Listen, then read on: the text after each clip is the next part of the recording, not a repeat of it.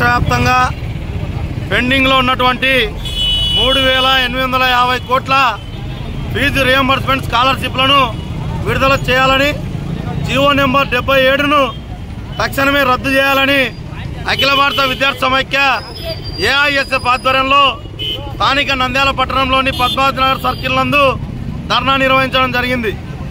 ఈ రాష్ట్రంలో జగన్మోహన్ రెడ్డి ప్రభుత్వంలో వేలాదిగా విద్యారంగానికి పూర్తిగా అన్యాయం చేసినటువంటి తరుణంలో యువగలం పాదయాత్ర చేపడుతున్నటువంటి నారా లోకేష్ గారు పీజీ విద్యార్థులకు ఆటంకంగా మారినటువంటి జీవో నెంబర్ 77ను తక్షణమే రద్దు చేస్తామని చెప్పారు. అంతేకాకుండా ప్రతి ఇంట్లో చదువుకుంటున్నటువంటి ప్రతి విద్యార్థికి ఫీజు రియంబర్స్మెంట్ స్కాలర్షిప్లను ఇస్తామని చెప్పి, ప్రతి ఇంట్లో ఉన్నటువంటి చదువుకున్న విద్యార్థులకు చదువును అందిస్తామని చెప్పారు. ఈరోజు ఫీజు రియంబర్స్మెంట్ స్కాలర్షిప్లు విడుదల చేయక ఇంటర్, డిగ్రీ, ఆ పై స్థాయి విద్యార్థులు చాలా ఇబ్బందులకు గురవుతా ఉన్నారు. కాలేజీల్లో పరీక్షల సమయంలో అదేవిధంగా ఫీజుల కోసం ప్రైవేట్, కార్పొరేట్ కళాశాల యాజమాన్యాలు ఫీజు రియంబర్స్మెంట్ స్కాలర్షిప్లు మా అకౌంట్లకు వేస్తామని చెప్పినప్పటికీ ఈరోజు ప్రైవేట్, కార్పొరేట్ విద్యా సంస్థల యాజమాన్యాలు విద్యార్థులను ఖచ్చితంగా ఫీజులు కట్టాలని చెప్పి ఈరోజు ఇబ్బందులకు గురి చేస్తూ ఉన్నారు. తల్లిదండ్రులను భయభ్రాంతులకు గురి చేస్తూ ఉన్నారు.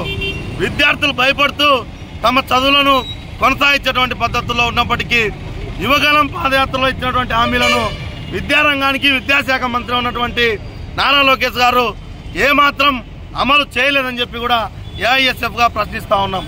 కాబట్టి ఈ రాష్ట్రంలో మీరు డబ్బులు లేవు, అప్పులు చేసి రాష్ట్రాన్ని నడుపుతా ఉన్నా అని చెప్పి నారా చంద్రబాబు నాయుడు గారు ఒక పక్క చెప్తూనే తమ వర్గాలకు, తమకు అనుకూలమైనటువంటి వ్యక్తులకు ఈరోజు డబ్బులు అందజేయడానికి కానీ, ఈరోజు పథకాలకు ఇవ్వడం కానీ చేస్తూ ఉన్నారు. కానీ విద్యారంగానికి పూర్తిగా అన్యాయం చేస్తూ ఉన్నారని చెప్పి ఏఐఎస్ఎఫ్గా తెలియజేస్తూ ఉన్నాం.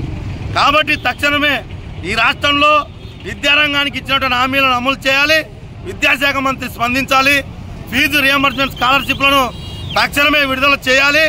77 జీవో నెంబర్ను రద్దు చేసి పీజీ విద్యార్థులకు కూడా వారి చదువులకు ఆటంగా లేకుండా చూడాలని ఏఐఎస్ఎఫ్గా డిమాండ్ చేస్తూ ఉన్నాం. లేకపోతే ఖచ్చితంగా ప్రత్యక్ష ఆందోళన కార్యక్రమాలకు సిద్ధమవుతాం. కలెక్టర్ల కార్యాలయాన్ని ముట్టడిస్తాం. ఎంపీ, ఎమ్మెల్యేల ఇళ్లను కూడా ముట్టడించడానికి సిద్ధమవుతామని హెచ్చరిస్తా ఉన్నాం. ధనుంజయ్, ఏఐఎస్ఎఫ్ నంద్యాల జిల్లా ప్రధాన కార్యదర్శి.